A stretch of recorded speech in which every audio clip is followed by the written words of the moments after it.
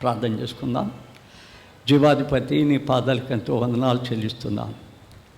ఆయా సమయంలో మా పిలుపుని గుర్తు చేస్తారు. ఆయా సమయంలో మా క్రైస్తవ జీవితానికి పాత్ర చేస్తారు. ఆయా సమయంలో మా పొరపాట్లను గుర్తు చేస్తారు. ఆయా సమయంలో మేము చేయవలసింది చేయక చేయకూడనిది చేస్తే అది గుర్తు చేస్తాం నాయన. కాబట్టి మమ్మల్ని మేము నీకు అప్పగించుకోవడానికి సహాయం చేయండి. నీ వాక్యం ఏమి చెప్తుందో ఆ వాక్యానికి లోబడి పరలోక భాషలం కావటానికి సహాయం చేయండి. నా నోటి మాటలు, నా హృదయ ధ్యానము నీ దృష్టికి అంగీకారముగా ఉండునట్లు వాడుకున్నామని క్రీస్తు పేర వేడుకుంటున్నాం తండ్రి, ఆమేన్. ప్రియమైన సహోదరి సహోదరులారా, ఏలియాను మనం ధ్యానిస్తున్నాం. ఏలియా ఒక పౌరుషము కలిగిన ప్రవక్త. అంతేకాదు, దేవుని మాటలను తూచా తప్పకుండా నిర్దిష్టముగా దైవ చిత్తానుసారంగా దేవుని మనుషుడిగా నెరవేర్చిన ఒక దైవజనుడు. ఎలాంటి లోపాలను లోపలికి రాకుండా కాపాడుకునే ఒక మనుషుడు ఆయన. ప్రతిదానికి కూడా ప్రార్థించి కనిపెట్టి సాగిపోయేవాడు. ఇది ఆయన దైనందిన జీవితం, ధన్యకరమైన జీవితం. ఆయన 3.5 సంవత్సరాలు అద్భుతంగా పోషించబడ్డాడు, అద్భుతంగా కాపాడబడ్డాడు. కెరేతు వాగు దగ్గర, ఆ యొక్క వాగు దగ్గర కాకోలములతో ఆహారం తెప్పించి కొన్ని సంవత్సరాలు అక్కడ గడిచాడు. అక్కడ గడిచిన తర్వాత దేవుడు ఆయనను సారెపాతుకు తీసుకెళ్ళాడు. అక్కడ అద్భుతం. ఆ పిట్టెడు పండి ఆ నూనె అయిపోయి చచ్చిపోవాల్సిన వాళ్ళు, ఆ కరువు పోయినంత వరకు కూడా ఆ రొట్టె పిండి ఉన్నది, నూనె ఉంది, కొరత లేదు. వారి బాబు చనిపోతే ఆమె అధైర్యపడలేదు. నా పాపాన్ని జ్ఞాపకం చేయటానికి వచ్చాను అని చెప్పింది ఆయనతో. జరిగినది ఆయనకు శక్తివంతుడైన దేవుడు ఇస్తాడు నిరీక్షించింది.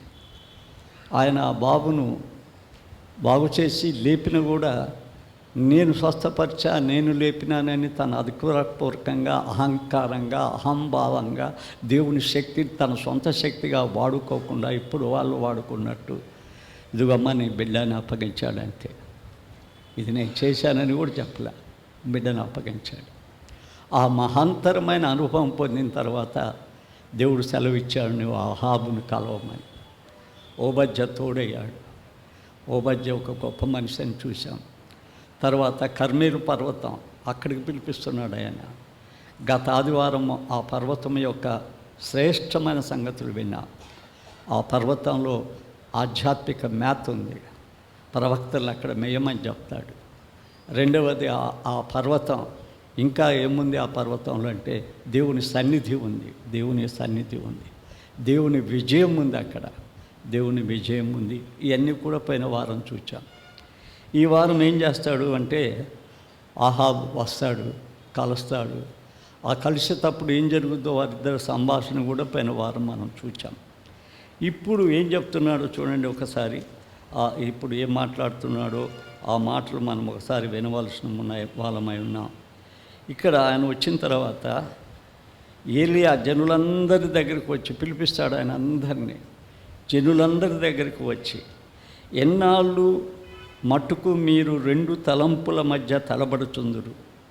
యెహోవా యెహోవా దేవుడైతే ఆయనను అనుసరించుడి, బయలు దేవుడైతే వానిని అనుసరించిదని ప్రకటన చేయగా కదా. ఆయన ప్రకటన చేసిన ప్రకటన చూస్తున్నాం ఈసారి.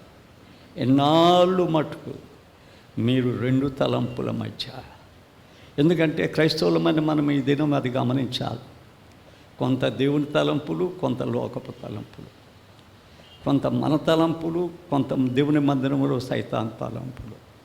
ఈ 2 తలంపుల మధ్య ఉండటం అనేది భయంకరత్వం, చాలా భయంకరత్వం.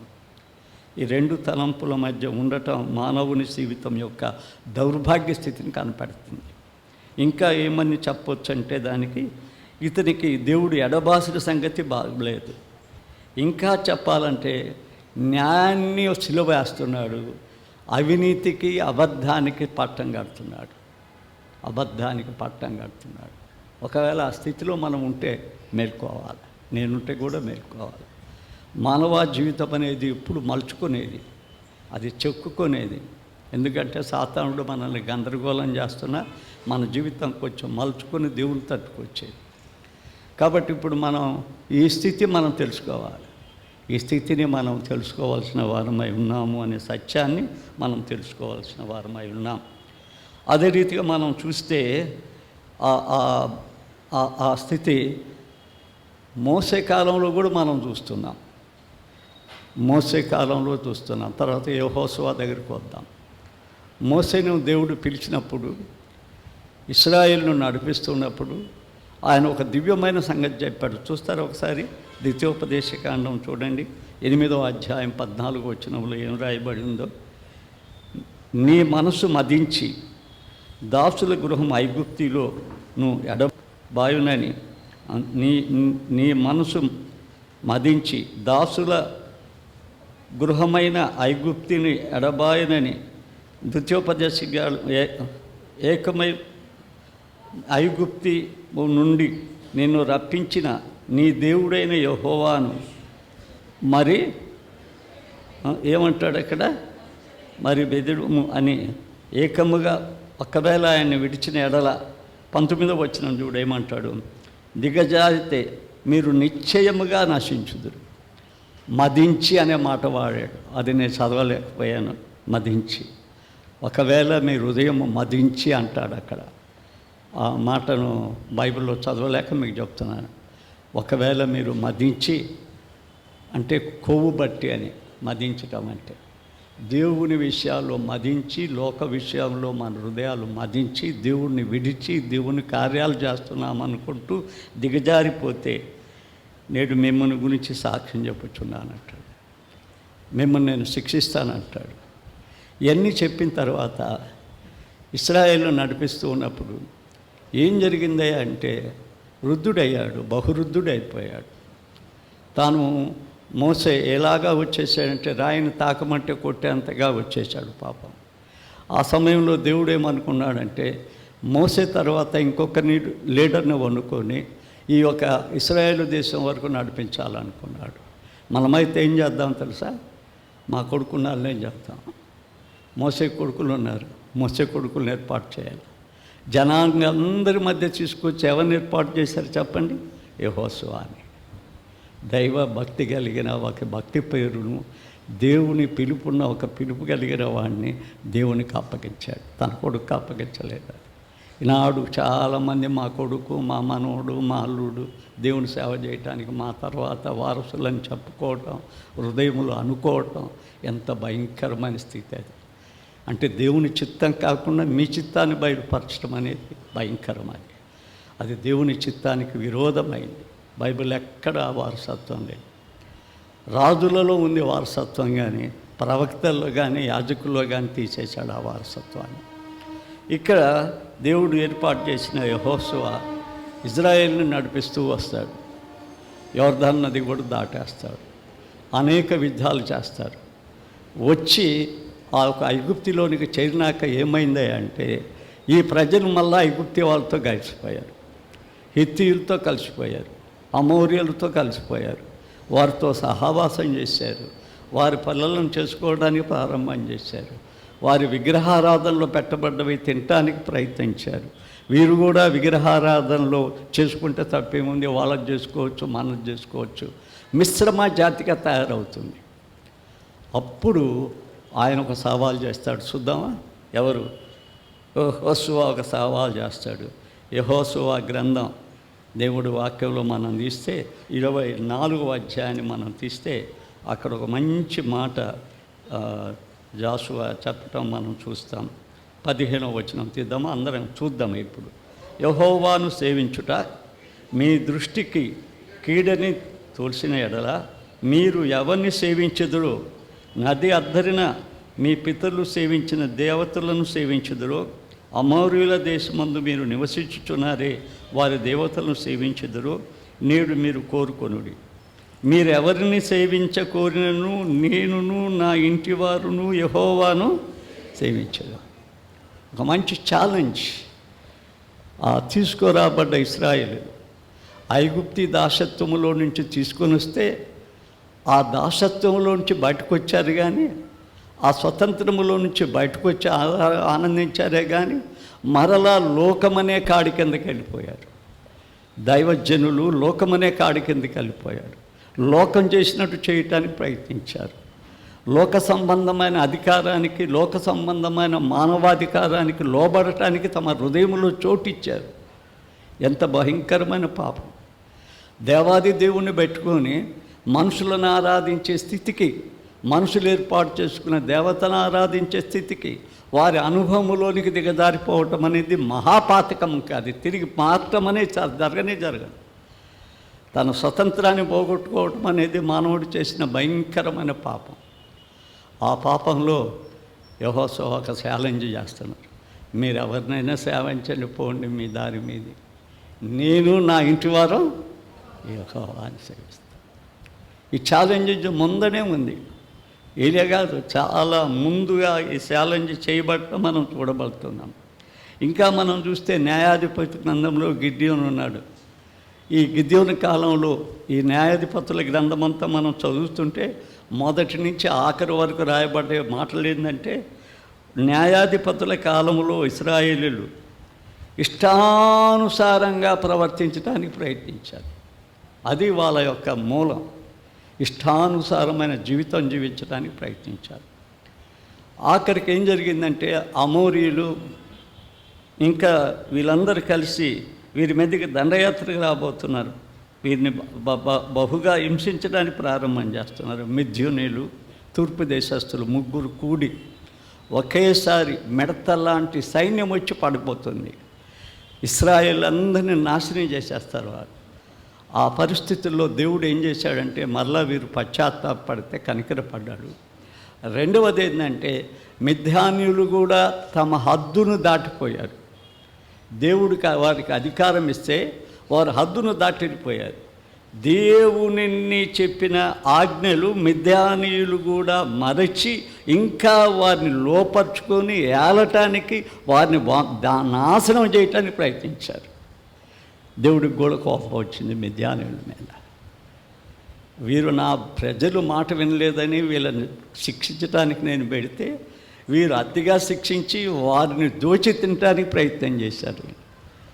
వీరిని సర్వనాశనం చేయాలనుకున్నాడు ఆయన. అప్పుడు ఆయనకు వ్యక్తి కావాలి, దేవుడికి పనిచేసే ఒక వ్యక్తి కావాలి. ఎప్పటికైనా చరిత్రలో వెతికితే దేవుని పనిచేసే వ్యక్తులు దేవుడు పిలుచుకుంటాడు, మనుషులు పనిచేసే వ్యక్తులు మనుషులు ఏర్పాటు చేసుకుంటారు. ఒక వ్యక్తి కావాలి. ఆ వ్యక్తి ఎవరని వెతికితే మనష్షే గోత్రములో, అంటే ఆఖరి గోత్రం అన్నిటికంటే చిన్న గోత్రం. ఆ గోత్రంలో ఎప్పుడూ మంచి వ్యక్తులు దేవుని చేత వాడబడటానికి రాలా. ఆ గోత్రంలో ఉన్న గిలాదు ఉన్నాడు. ఆయన చిన్న పని చేసుకుంటూ ఉంటే దేవుని దూత ఆయన దగ్గరకు వచ్చింది. ఒకసారి చూద్దామా న్యాయాధిపతుల గ్రంథం. దేవుని దూత ఆయన దగ్గరకు వచ్చింది. వచ్చి ఏమంటుందో తెలుసా? ఒకసారి మనం న్యాయాధిపతుల గ్రంథాన్ని మనం తీద్దాం. న్యాయాధిపతుల గ్రంథం, దేవుని గ్రంథంలో న్యాయాధిపతుల గ్రంథం మనం తీస్తే, ఆ న్యాయాధిపతుల గ్రంథం 6వ అధ్యాయాన్ని ఒకసారి మనం చూస్తే, 6వ అధ్యాయంలో కొన్ని మాటలు మనం చూద్దాం. దేవుడు ఈయన దగ్గరకు వచ్చేసి ఈయన్ని పిలుస్తాడు, రమ్మని. దేవదూత ఈయన పిలుస్తుంది. బలాఢ్యుడా అంటది, బలాఢ్యుడా లే అంటది. ఆ కాలంలో అంతగా పిలిపించుకుంటాడు ఆయన. చూడండి 20 నుంచి చూద్దాం. కాబట్టి యెహోవా 6వ అధ్యాయం దగ్గరికి వచ్చి మనం 20 కాదు ఇంకొంచెం ముందుకు పోయి చూద్దాం. 18వ వచనంలో కూడా ఇంకా అందుకు 14 నుంచి చూద్దాం. అతను అంతటా యెహోవా అతని తట్టు తిరిగి బలము తెచ్చుకొని వెళ్ళి మిద్యానుల చేతుల్లో నుండి ఇశ్రాయేలును రక్షించుకు, నిన్ను పంపినవాడు నేనే అని ఆయన చెప్పగా ఆయనే చెప్పాడు. ఇంకా ఇక్కడ చెప్తాడా? ఏమంటాడో చూడండి. ఇప్పుడు అంటాడు, అతడు చిత్తం నా ఏలినవాడా, దేని సహాయము చేత నేను ఇశ్రాయేలును రక్షింపగలను? నా కుటుంబం మనష్షే గోత్రములు ఎన్నక లేనిది. నా పితరుల కుటుంబంలో నేను కనిష్ఠుడినై ఉన్నాను, ఆఖరి వాడిని. నేను ఎలాంటి శక్తి లేని వాడిని, నేను ఎలా వాడిని రక్షించగలను అంటాడు. అప్పుడు ఒకటి అడుగుతాడు, ఏమంటాడంటే నాకు ఒక సూచన క్రియ జరగమని అడుగుతాడు. నేను అంతా చదవను, కొంత చెప్తాను. ఒక సూచన క్రియ నాకు చూపించమంటాడు. అప్పుడు ఏం చేస్తాడు అంటే గిద్యోను వెళ్ళిపోయి ఒక మేకపిల్లని తెచ్చి 9 పిండితో పొంగని భక్ష్యాలను చేసి వాటిని కాల్చడానికి అగ్ని లేకుండా నీళ్ళ కుండతో పోసి ఆ తర్వాత ఆయన మస్తకి వృక్షం కిందకి తేగ అక్కడ దేవదూత ఆ మాంసపు పొంగును భక్ష్యమును పట్టుకొని రాతి మీద పెట్టి నీళ్లు పోయమని అతనితో చెప్పెను. అతడు అలాగూ చేయగా యెహోవా దూత తన చేతిలో ఉన్న కర్రను దానికి కొంత ఆ మాంసం పొంగని భక్ష్యమును ముట్టినప్పుడు అగ్ని ఆ రాతిలో నుండి వచ్చింది. అది ఒక సూచనగా చూశాడు. తర్వాత ఆయన ఇంకా ఏం చేశాడు అంటే ఇంకా ఒకటి చేశాడు. తన అల్లుతున్న దాన్ని మనం చూస్తే ఏం చేస్తాడంటే ఆయన కొన్ని ఇంకా సూచనలు అడిగాడు. ఆ సూచనలన్నీ దేవుడు నెరవేర్చాడు. సమయం ఎక్కువ అయిపోద్ది. తర్వాత ఏం చేస్తాడో తెలుసా, ఆయన 300 మందితో యుద్ధం చేయమంటాడు. చాలామందిని పట్టుకొచ్చేస్తాడు, కానీ వాళ్ళందరినీ ఎలగొట్టేస్తాడు దేవుడు. 300 మందిని వాడుకొని వాళ్ళతో జయించమంటాడు. మిడతల లాంటి సైన్యం అని రాయబడింది. ఆ సైన్యాన్ని గెలవాలంటే 300 మంది ఆడ. ఆ 300 మంది కొండలు ఇచ్చాడు, దాంట్లో దివిటీలు ఇచ్చాడు, బోరలు ఇచ్చాడు. నేను చెప్పినట్లు చేయండి అన్నాడు. ఆయన చెప్పినట్లు చేశాడు. బోర్లు ఊదారు, కుండలు పగలగొట్టారు, అంతా అయిపోయింది. మిథ్యాను సైన్యం అంతా ఏమైపోయింది, నశించిపోయింది.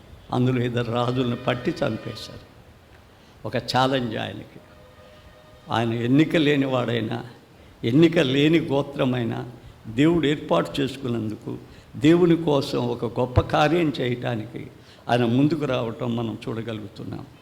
అదే రీతిగా మనం దావీదు దగ్గరికి వెళితే దావీదు కూడా ఒక గొప్ప రాజుగా కాకముందు సౌలు రాజు పరిపాలించే దినాలలో గొల్యాతు అనే ఒక వ్యక్తి లేచి ఇశ్రాయేలీలను చాలా బాధ పెడుతున్నాడు. ఆయన 6 అడుగుల 3 మనిషి, బలమైన వాడు. ఆయన ఖడ్గం పట్టుకుంటే అలిగారిగా ప్రజలు హింసిస్తూ వస్తుండేవాడు. అలాంటి వాడు ఏం చేయాల్సి వచ్చిందంటే భయపడే స్థితికి తీసుకొచ్చేసాడు. సామ్యుయేలు గ్రంథం 17వ అధ్యాయంలో మనం చూస్తే ఏమని రాయబడిందో చూసా, ఒక మాట అంటాడు, ఒక మంచి మాట అంటాడు. సామ్యుయేలు గ్రంథం 17వ అధ్యాయంలో మనం తీస్తే ఆ 17వ అధ్యాయంలో రాయబడ్డ 16వ వచనాన్ని ఒకసారి మనం చూద్దాం. దావీదు జీవము గల దేవుని సైన్యమును తిరస్కరించుటకు ఈ సున్నతి లేని ఫిలిష్తీయుడు ఎంతటి వాడు, వాణ్ణి చంపి ఇశ్రాయేలులో నుండి నింద తొలగించి వారికి బహుమతి ఇస్తాను. ఏమని ఇస్తానంటాడంటే రాజు తన కుమార్తెని ఇస్తాడు, రాజ్యాన్ని ఇస్తానంటాడు.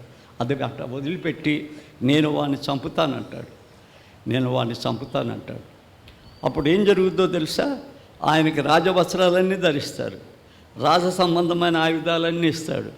అవన్నీ ఆయన మొయ్యలేక వాటన్నిటిని వదిలిపెట్టేస్తాడు. ఆ భాగంలో కథలు చెప్తుంటే చాలా టైం అయిపోద్ది, నాకు అందుకు చెప్పడం లేదు. అవన్నీ వదిలేస్తాడు. అవన్నీ వదిలేసి యుద్ధానికి పోతాడు. నాతో ఎవడు యుద్ధం ఆడతాడో వాడికి ఈ దేశం ఇస్తానని ఫిలిష్తీయుడు చాలా ఛాలెంజింగ్లు చేస్తుంటాడు సాతాను. ఆ సున్నతి లేనివాడు ఆ గొల్యాతు. ఆ సమయంలో ఇతను ఏం చేస్తాడో తెలుసా, దేవుని నామములో నేను యుద్ధం చేస్తున్నాను, దేవుడు నా పక్షంలో ఉన్నాడు అని ఛాలెంజ్ చేసి ఆ యుద్ధమే కాదు, ఒక ఒడిసెలతో రాయిని కొట్టిన వెంటనే కూలిపోయాడు. దేవుని పక్షంలో యుద్ధం చేశాడు. దేవుడు నా పక్షంలో ఉన్నవారిని యుద్ధం చేశాడు. దేవుడు దీని కొరకు నన్ను ఏర్పాటు చేశాడని యుద్ధం చేశాడు. అంతకుముందు సౌలు అడుగుతాడు, నువ్వు ఎక్కడ యుద్ధం చేస్తావు, ఏం చేస్తావు అంటాడు. నేను నా గొర్రెలను మేపేటప్పుడు ఒక పులిని చంపేశాను, సింహాన్ని చంపేశాను. నేను ఒక ఎలుగుబంటిని కూడా చంపేశాను. దేవుడు నా పక్షంలో ఉన్నాడని నిరూపించుకోవడానికి ఆ గొప్ప పని చేసినట్టుగా మనం చూడగలుగుతూ ఉన్నాం. కాబట్టి బిడ్డలారా, దేవుడు మన పక్షముగా ఉన్నప్పుడు మనం ఏమి దిగులు పడబడలేదు. 2 పక్షాలుగా, 2 తటస్థ నిశ్చయాలుగా, అనీతి చర్యలుగా దిగజారిపోకూడదు. ఆనాటి జానులు ఆ స్థితిలో ఉన్నారు, తటస్థ స్థితిలో ఉన్నారు. ఇట్లా దేవుని దగ్గరికి రావాలని ఉంటారు. ఇశ్రాయేలులందరూ కూడా దేవుని బిడ్డలే, ఆ పిలువబడబడే వాళ్ళందరూ దేవుని బిడ్డలే. వారందరూ కూడా ఏం చేశారు అంటే అహాబుకు భయపడి యెజెబెలుకు భయపడి వారిద్దరూ వారి దేవతలను ఆరాధించడానికి వెళ్ళారు. ఆ అధికారుల దేవతని, ఆ రాజుల దేవతల్ని, ఆమె సీదోను రాజు యొక్క కుమార్తె, ఆమె తెచ్చిన అష్టారోజు దేవతని, ఆమె తెచ్చిన బయలుదేవతలను పాడుకుంటూ పనిచేసి ఇశ్రాయేలీలందరినీ కూడా వారి వైపు బలిచ్చింది. కానీ వాళ్ళు కొంతమందికి ఏముందో తెలుసా, దేవుని పక్షంలో రావాలని ఆశ ఉంది. కానీ వారికి భయం ఏముందో తెలుసా, ఈ యెజెబెలుని చూసి భయం. అహాబును చూసే కాదు, యెజెబెలుని చూసి భయం వాళ్ళకి. వాళ్ళు రాలేక తటస్థ స్థితిలోకి వచ్చారు. తటస్థ అంటే ఏంది? వారు దిగజారిన స్థితి. తటస్థనిచ్చి అట్ట కాకుండా ఇట్ట కాకుండా మనసు మా దేవుడు యెహోవా అని చెప్తారు, మరలా వారు వచ్చి విగ్రహారాధనకి మొక్కుతుంటారు. మా దేవుడు దేవుడు అని చెప్తారు, మరలా వచ్చి ధనమనే విగ్రహారాధన. కొలసి పత్రిక 3వ అధ్యాయము 5వ వచనాన్ని మనం చూస్తే ఆఖరి భాగంలో ఏముందో తెలుసా? 5వ వచనం ఆఖరి భాగంలో విగ్రహారాధన అనే ధనాపేక్షను చంపివేయుడు అంటాడు. క్రైస్తవులకు కూడా ఒక విగ్రహారాధన ఉంది, ధనాపేక్ష అనే విగ్రహారాధన. మందిరాలలో, జీవితాలలో, దేవుడికి చేసే పనులలో మనం ఒక చిన్న పని చేసినా ఆ పనిలో మన హృదయంలో ఏముంటుందో తెలుసా? ధనాపేక్ష అనే ఆపేక్ష. మళ్ళీ మా పైకి ఏం చెప్తాం? చాలా భక్తిగా చెప్పేస్తాం, చాలా భక్తిగా. అది ద్వంద్వ వైఖరి, ద్వంద్వ స్థితి.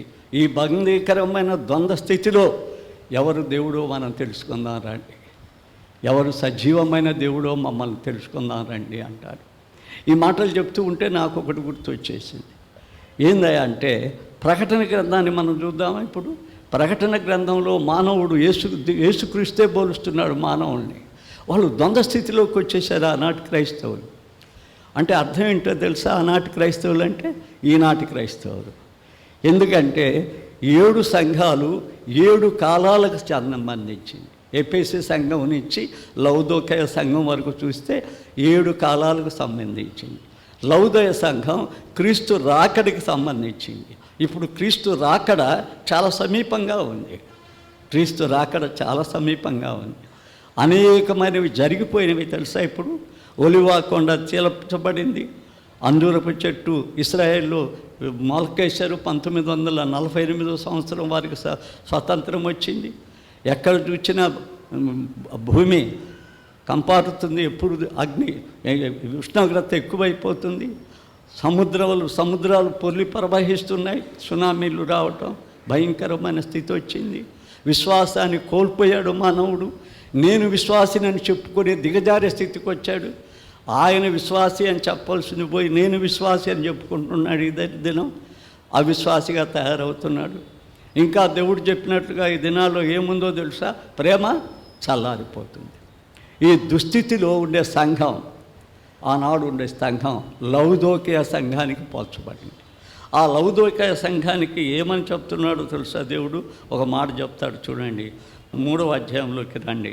3వ అధ్యాయంలోకి 15వ వచనంలో, నీ క్రియలు నేను ఎరుగుదును, నీవు చల్లగానైనను వెచ్చగానైనను నీవు లేవు, నీవు చల్లగానైనను వెచ్చగానైనా ఉండినయల్లా మేలు, నీవు వెచ్చగానైనను చల్లగానైనను ఉండక నులివెచ్చగా ఉన్నావు కనుక నేను నిన్ను నోటి నుండి ఉమ్మివేస్తాను. చల్లగానైనను వెచ్చగానైనను లేవును, 2 స్థితుల్లో లేవును. నీ స్థితి ఎట్టుందో తెలుసా? ఇటు లోకాన్ని కౌగులించుకుంటున్నావు, ఇటు యేసుక్రీస్తుని కౌగులించుకోవడానికి దొంగ భక్తిని బయలుపరుస్తున్నావు. దొంగ భక్తి నటన ఎట్టుంటుందంటే, భక్తి పరుడుగా ఉన్న మానవుని కన్నా అధికాన్ని కనిపించుకోవడానికి చూపించుకోబోతాడు. తను ఎంత భక్తి గలవాడిని చూపించుకోవటానికి భక్తికి ఉండటం కదా. యేసుప్రభు చెప్పాడు కదా, తోడేళ్ళు కప్పుకున్న గొర్రెబొచ్చు, తోడేళ్ళు కప్పుకున్న గొర్రెబొచ్చు. చూడటానికి గొర్రెపొచ్చే, తాను హృదయం చూస్తే ఏముంది? ఎన్ని నాశనాలు చేశాడు, ఎన్ని చర్చలు పగలగొట్టారు, ఎన్ని చేశాడు, ఎన్ని ఆక్రమించుకున్నారు, ఎంత చేశారు. గొర్రెబొచ్చు దేనికోసం? ధనాపేక్ష కోసం. నాకు ధనం ఉంది, నాకు డబ్బు ఉంది, నాది ఇది అని చెప్పుకోవడానికి. చూసారా? వాళ్ళు అదే పని చేశారు. చూడండి 17వ వచనం చూడండి ఏమంటాడో దేవుడు ఆ ద్వంద్వ వైఖరిలో ఉన్న సంఘాన్ని. నీవు దౌర్భాగ్యుడవు, దిక్కుమాలిన వాడవు, దరిద్రుడవు, గుడ్డివాడవు, ఇంకా ఏమంటాడు, నీవు దిగంబరివై ఉండి ఎరుగక, నిన్ను నువ్వు ఎరగలా, నీ స్థితి ఎరగలా, నిన్ను నువ్వు గ్రహించుకోవటాలా, నిన్ను నువ్వు ఎట్టున్నావో తెలుసుకోవటాలా, నువ్వు చెప్పేసుకుంటున్నావు, నేను 100% కరెక్ట్ అని చెప్పేసుకుంటున్నావు. కానీ నీ స్థితి తెలుసు, నీ స్థితి నాకు తెలుసు. ఏమంటాడో తెలుసా, అక్కడ మళ్ళా అంటాడు, ఉన్నావని నేను ఎరుగక అని చెప్పి తప్పక చెప్తాడు.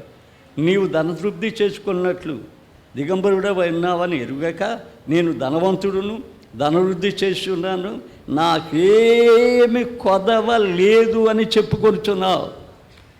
భక్తిలో కొదవ లేదు, ధనంలో కొదవ లేదు, నాకు లోకంలో కొదవ లేదు, నా మాటలకు కొదవ లేదు. ఇవి నువ్వు చెప్పుకొని బతుకుతున్నావు. కానీ ఏమంటాడు దేవుడు, ఆఖరికి ఒక్క ఛాన్స్ ఇస్తాడు, దానికి ఛాలెంజ్ చేసి, నిన్ను ఉమ్మేస్తా. రెండు స్వభావాలు నీలో ఉన్నాయి, చల్లగా లేవు, వెచ్చగా లేవు. నువ్వు వెచ్చగా ఉన్నావు, నా నోటితో ఉమ్మేస్తా. కానీ ఆఖరికి ఆ సంఘాన్ని ప్రేమించి ఏం చెప్తాడో చూడండి, 18 వచనములు.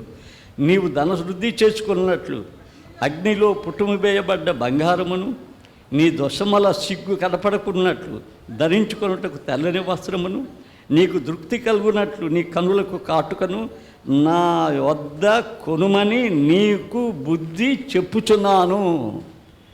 ఎందుకు బుద్ధి చెప్పాడు?